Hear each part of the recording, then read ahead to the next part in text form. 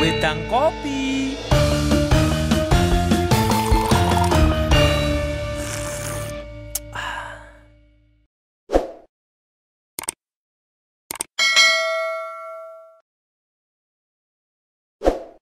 Sugeng rawuh, Pak Bagus. Oke, matur sembah nuwun. Pripun? Sehat? Alhamdulillah seger kewarasan. Alhamdulillah. Nah, alhamdulillah hari ini panjenengan dugi, panjenengan rawuh. Karena memang pripun nggih, Pak Bagus, ini panjenengan kan seorang pendidik. Nggih. Seorang pendidik dari SMK yang sangat luar biasa terbesar di Magetan. Maka dari itu alhamdulillah sekali panjenengan bisa melonggarkan waktu panjenengan datang ke podcast Wedang Kopi. Nggih. Tinjor yen. Matur suwun. Mantap. Mantap. Nggih Pak Bagus. Niki ngeten Mas Bagus, saya menghadirkan panjenengan karena memang ada beberapa yang saya ingin tanyakan kepada panjenengan Pak Bagus. Nggih. Yang pertama ini kan panjenengan ini kalau dilihat dari backgroundnya kan panjenengan ini seorang lulusan bahasa Indonesia. Betul. Saya mengajar bahasa Indonesia. Panjenengan mengajar bahasa Indonesia nggih. Iya. Tetapi kalau dilihat dari riwayat panjenengan itu panjenengan juga menguasai sejarah yang luar biasa loh. Apa motivasi panjenengan? Jadi gini ya, sedikit cerita.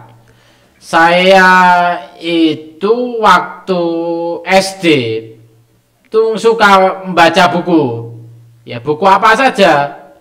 Tapi waktu itu mbah saya itu suka dongeng. Nah, cerita sejarah.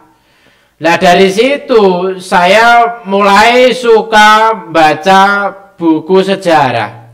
Nah, di dalam buku sejarah itu kan ya ada banyak cerita dan saya akhirnya mulai suka karena hakikatnya saya bisa paham sejarah itu selain dari cerita mbah saya ya dari buku yang saya baca. Lah pas itu nyambung dengan mata pelajaran yang saya ajar yaitu bahasa Indonesia. Begitu aja. Oh, jadi memang sudah suka sejarah juga ya? Iya. Oh, oke. Mas Bagus, ini gini Mas Bagus. Untuk selanjutnya ini kan di masa pandemi yang sangat luar biasa ya. Panjenengan seorang pendidik juga dan di sekolah yang cukup besar juga di Magetan. Alhamdulillah. Nah ini bagaimana menghadapi dengan kondisi pandemi seperti ini untuk siswanya itu seperti apa? Kalau hanya daring saja, bahkan sebesar sekolah Magetan itu kan juga harus ada praktek, harus ada gimana? Terus gimana Pak Bagus? Begini Mas, pandemi ini tidak hanya dihadapi oleh sekolah saya, semua mengalami. Satu dunia Nah, iya semua. Sesuai dengan yang disampaikan Mas Menteri Nadiem Makarim, di era pandemi ini memang pembelajaran tidak mungkin seefektif saat tatap muka. Tetapi yang penting adalah kita tetap melakukan pembelajaran. Ya, mungkin untuk praktek, ya kami di sekolah kami masih tetap ada praktek, tapi terbatas. Waktunya, jumlah siswanya itu terbatas. Oke. Terus terkait sejarah, ya kita tahu Bapak pendidikan kita, Ki Hajar Dewantoro. Saya ingat salah satu kalimatnya. Itu disampaikan sekitar tahun 50-an. Ya, pada saat peringatan Hari Pendidikan Nasional. Setelah saya pikir-pikir, kok masih nyambung sesuai dengan keadaan zaman hari ini. Kalimatnya begini. Jadikan setiap tempat yang kau kunjungi sebagai sekolah dan jadikan setiap orang yang kau temui sebagai guru. Dari dua kalimat ini yang bisa kita tarik apa? Artinya sekolah itu tidak terikat oleh ruang dan waktu, tidak terikat oleh interaksi antara guru dan murid. Di mana kita berada, kita ketemu dengan siapapun, kita harus mampu menjadikannya sebagai sumber pengetahuan. Nah, kaitannya dengan daring apa? Bahkan kita tahu daring ini mau tidak mau mengubah seluruh sistem kehidupan, terutama di pendidikan. Ya. Tadinya harus tatap muka, pendidikan terbatas di sekolah, di kelas. Sekarang di rumah dengan handphone semua bisa dilakukan. Meskipun untuk praktek tidak maksimal. Benar. Apa itu artinya? Ya seperti yang disampaikan oleh Ki Hajar Dewantoro tadi.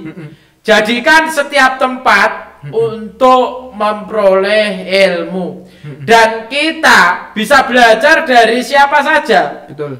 Terutama dari Google. Iya. Dari mungkin orang tua kita, kakak kita, saudara kita. Jadi jangan jadikan pandemi itu sebagai alasan untuk memperoleh pengetahuan itu sulit atau menghalangi prestasi. Itu aja. Benar sekali. Pak Bagus, jadi apa yang jenengan sampaikan itu saya sangat amat sependapat sekali bahwasanya ketika kita mau belajar itu kita tidak usah mengenal tempatnya, tidak usah mengenal waktunya kapan, tetapi ya dimanapun. Betul. Dimanapun kita berada, dimanapun kondisinya memang kita tidak harus di sekolah, jadi dimanapun kita harus memang belajar. Jadi, itu saya sangat sependapat sekali. Tetapi kan gini. Yang namanya anak labil ya, Pak Bagus ya. Iya. Yang namanya belajar itu ya tetap aja di sekolah. Mereka anggapannya pasti begitu. Selepas itu ya, saya yakin ya, pasti mereka ya mungkin apa ya, mungkin memanfaatkannya untuk bermain dan sebagainya. Mungkin ada hal yang lebih bisa mengenal bahwasanya nasihat dari panjenengan agar mereka itu ya dengan keadaan pandemi seperti ini kalau bisa ya janganlah seperti itu kan. Maksud saya itu kan ya juga ada yang memanfaatkan mungkin drag-dragan, balapan liar dan sebagainya. Dan itu ada kemarin pas pada waktu saya wawancara kemarin juga seperti itu. Jadi gini, kita tahu bahwa anak didik itu mindsetnya masih terbatas. Kalau tidak di sekolah, tidak diajar oleh guru, itu bukan sekolah. Bukan sekolah. Ya. Yang kedua, dalam pandemi itu tidak bisa kita hindari yang namanya daring atau online. Iya, betul. Selama daring, anak itu punya waktu luang sangat banyak. Nah, di sini kalau anak itu tidak memanfaatkan dengan baik, ya akan terbuang sia-sia, bahkan mengarah ke hal yang negatif. Betul. Contohnya tadi, drag-dragan, main ke sana ke sini nggak jelas. Betul. Bahkan ironis kalau misalnya ya untuk anak SD lah yang mengerjakan tugas daring justru orang tuanya. Nah, itu kan miris. itu saya alami. Ya, itu kan. Jadi kan yang punya anak SD ya begitu. Akhirnya orang tuanya yang mengerjakan. Iya. Harapan saya ya karena tidak bisa tatap muka langsung. Peran orang tua itu menjadi lebih kompleks. Dia tidak hanya sebagai orang tua di rumah, tapi juga harus mengawasi, mendidik, mengarahkan siswa dalam hari ini anak untuk tetap belajar, memanfaatkan waktu dengan sebaik-baiknya. Karena ingat, pandemi COVID ini memang ada. Jangan terlena. Akhirnya kalian misalnya memanfaatkan waktu dengan sia-sia, akhirnya tidak dapat ilmu. Betul. Terus ya tahu-tahu lulus nggak bisa apa-apa. Lucu kan? Lucu sekali. Itu miris. Itu memang keadaan yang sangat sulit sekali sih. Kita mau tidak mau ya juga harus mengikuti aturan pemerintah. Suka tidak suka ya juga harus menjalankan apa yang sudah ditetapkan oleh pemerintah. Itu sulit sekali. Dan ini memang kebijakan yang harus kita patuhi. Karena ini Pak Bagus, kemarin saya datang ke rumah teman saya. Iya. Terus teman saya itu karena saya itu beda wilayah ya, beda desa. Saya datang ke rumahnya karena ada sesuatu barang yang saya mau ambil. Iya. Saya ke situ tuh kaget, loh kok iso sampean lewat dalan ngendi pernah disekati ae. Kan gitu. Nah, setelah di situ teman saya itu ngomong, Pak, piye? Di sini itu hampir 1 kali 24 jam. Yang meninggal itu wah gila, Pak. Apa? Ada yang 25. Setiap hari hampir ada yang meninggal itu tanpa adanya ibaratnya ya tanpa mengenal enom tua, tanpa mengenal ibaratnya sakit dalam atau dan sebagainya. Loro dadak ibaratnya langsung bablas, loro dadak bablas. Nah, yang saya ingin tanyakan kepada panjenengan Pak Bagus. Karena yang saya suka dengan panjenengan ini adalah juga mempunyai riwayat kejawen yang sangat luar biasa. Ya makanya itulah bahasa Indonesia juga mempunyai riwayat kejawen yang luar biasa. Adakah hubungannya dengan dunia wis tuwa, alam wis tuwa, atau yang disebut dengan zaman akhir? Ya, gini Mas. Fenomena kematian, terutama kematian yang mendadak, tidak mengenal gejala, tidak mengenal usia, tiba-tiba mati dalam sehari bisa puluhan. Itu terjadi hampir di seluruh wilayah, termasuk di desa saya. Sehari minimal itu 4, 3. Bahkan pemerintah desa menganjurkan karena terlalu banyak yang meninggal, tidak usah disiarkan, cukup lingkungan yang tahu. Ya karena ini bukti bahwa pandemi ada. Kalau dulu dikenal pagebluk, ada. Lah apa yang harus kita lakukan? Pertama, jaga kesehatan, jaga diri baik-baik, dan mau tidak mau kita harus lebih banyak berdoa, beribadah sesuai dengan keyakinan masing-masing. Ya, jangan sampai kita masih menganggap pandemi ini nggak ada. Ada, Mas, ada. Jadi seperti itu ya. Jadi memang yang namanya pagebluk ini sedang kita alami. Sedang kita alami dan sudah dari dulu ya ada. Contoh, ini sejarah. Di tahun 1920 ada pandemi wabah malaria. 120.000 jiwa meninggal. Sampai Keraton Ngayogyakarta itu mengeluarkan pusaka andalannya, yaitu bendera Kyai Tunggul Wulung diarak keliling kota Jogja. Ya, alhamdulillah pandemi hilang. Jadi namanya pandemi itu bukan hanya hari ini, dulu juga ada.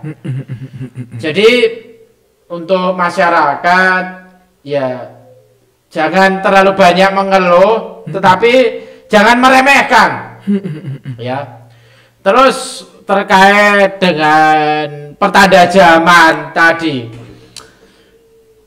kalau kita membaca tanda zaman sudah akhir, ya banyak pertanda zaman. Saya akan mengambil dari ramalannya Jayabaya misalnya. Oke.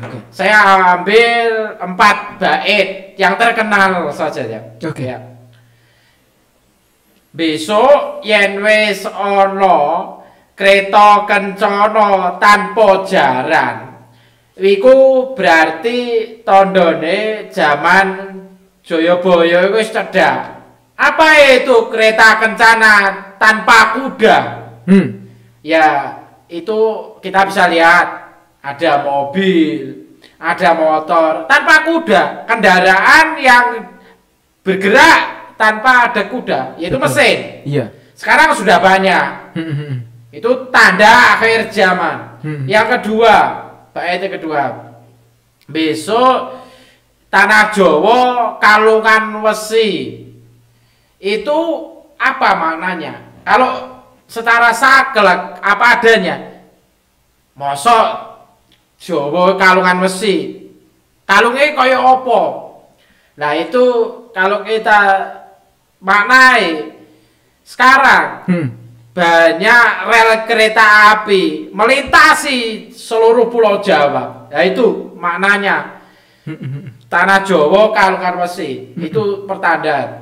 Yang ketiga, besok itu pasar wis ilang kumandange. Apa artinya? Pasar sudah kehilangan keramaian. Apa? Kalau kita tarik mananya? Dalam arti pandemi ini, pasar sudah sepi. Iya. Ada online shop.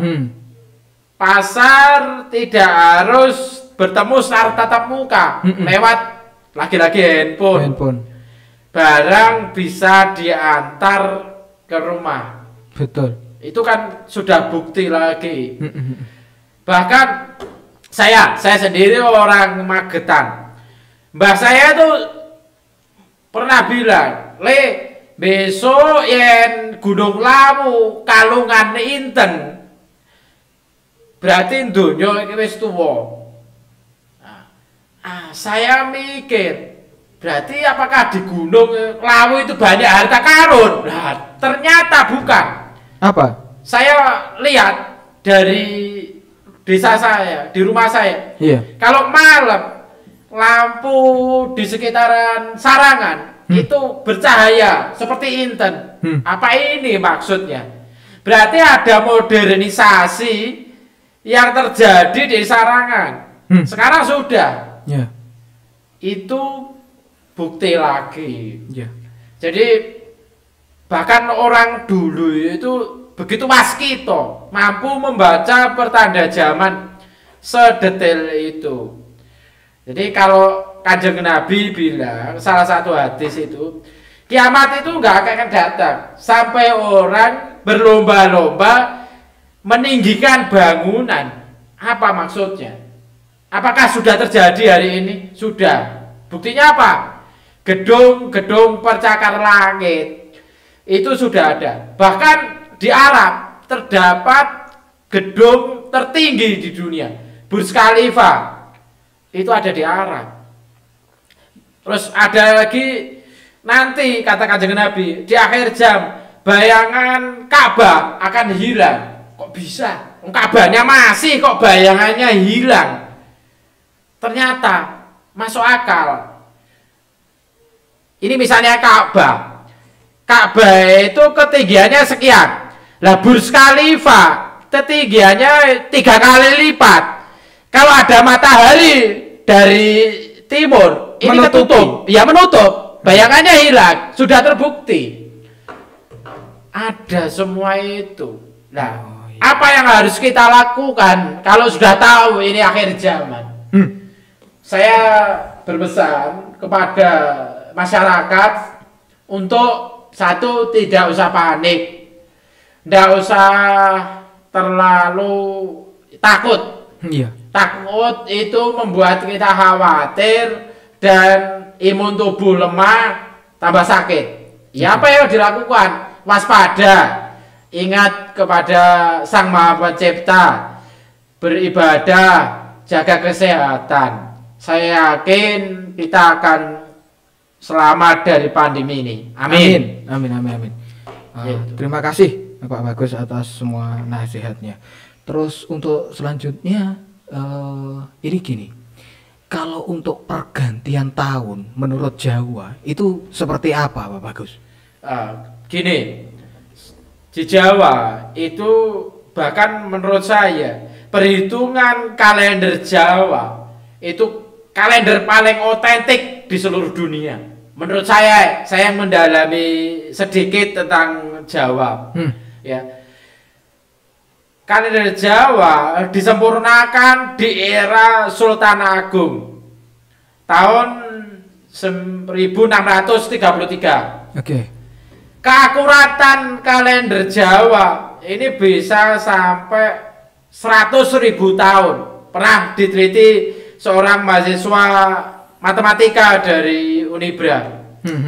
Salah satu siklus yang menandai pergantian tahun adalah windu. Windu di dalam Jawa itu artinya siklus 8 tahun. Jadi satu windu 8 tahun. Nah, Jawa membagi windu menjadi 4. Ada windu Kuntoro, windu Adi, windu Sengoro, windu Sancahyo. Setiap siklus windu ini membawa pertanda zamannya masing-masing. Nah, besok itu di 2021 tepatnya tanggal 9, tanggal 10 Suro menepati satu Suro. Itu pergantian windu dari windu Sengoro ke windu Sancahyo, di mana karakter windu Sengoro dari 2013 sampai 2021 itu karakternya biasanya terjadi kekacauan politik, ketidakpastian ekonomi, wabah, ya banyak bencana. Tapi windu Sancahya itu yang akan kita segera hadapi di 2021 ini selalu membawa harapan, cahaya, dan angin sejuk. Mudah-mudahan lewat pertanda ini setelah 2021 kita menjadi lebih baik. Itu. Oh, iya. Berarti ibaratnya di tahun windu yang ini sebelum windu apa tadi? Windu Sengoro. Windu Sengoro tadi. Ya. Itu ibaratnya itu windu yang ganas ya. Banyak musibah. Banyak musibah gitu. Berarti ibaratnya semoga saja terbayar nanti pas pada waktu windu yang windu Sancahya. Sancahya itu tadi. Ya. Iya. Bismillah. Ya, amin. Wah, luar biasa ini Pak Bagus. Makanya dari itu saya ini sebenarnya bingung. Makanya saya harus bicara kepada siapa mengenai hal ini, dan ini adalah momen yang tepat sekali panjenengan hadir ya toh. Semoga saja jangan panjenengan ini benar-benar didengar. Jadi kita tidak usah panik ya toh, menghadapi bencana ini. Kita terima saja. Yang penting kita tetap ikhtiar. Kita tetap berdoa, kita tetap nenuwun marang Gusti. Betul. Wah, bagus. Mungkin ada pesan ya yang ingin panjenengan sampaikan ya, agar kan gini, panjenengan kan juga seorang pendidik yang sangat luar biasa. Pesan untuk generasi milenial, Pak Bagus. Saya berpesan kepada generasi milenial, anak-anak didik saya, di era pandemi tetaplah belajar. Jangan jadikan pandemi sebagai penghalang untuk berprestasi. Bagi masyarakat, saya percaya di dalam pandemi ini mungkin banyak masyarakat yang mengalami kesulitan ekonomi, kesulitan kesehatan, apa saja. Ini tidak hanya kita yang menghadapi, tapi seluruh dunia.